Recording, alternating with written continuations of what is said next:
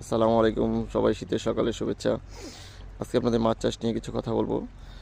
আমরা জানি যে মাছ হচ্ছে শীতল রক্ত বিশিষ্ট প্রাণী।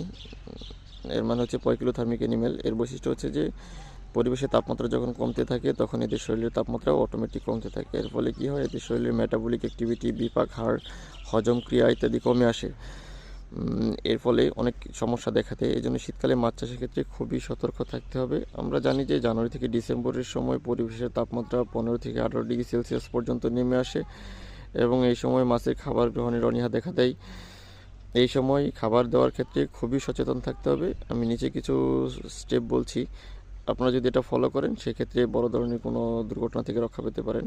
পরিবেশের তাপমাত্রা যখন 20 ডিগ্রি সেলসিয়াসের নিচে নেমে আসে তখন খাবার আমরা 50 থেকে 70% কমিয়ে নিয়ে আসবো।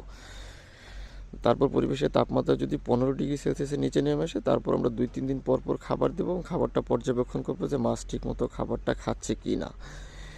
এর এর নিচে তাপমাত্রা কমে আসলে আমরা খাবার দেওয়া বন্ধ রাখার চেষ্টা করব। আর হচ্ছে যে আমরা চেষ্টা করব ভাসমান ফিডটা ব্যবহার করতে। ভাসমান ফিডটা ব্যবহার করলে আমরা দেখতে পাবো যে মাছ আসলে খাবার খাচ্ছে কি না, কতটুকু খাবার ইউটিলাইজ হচ্ছে।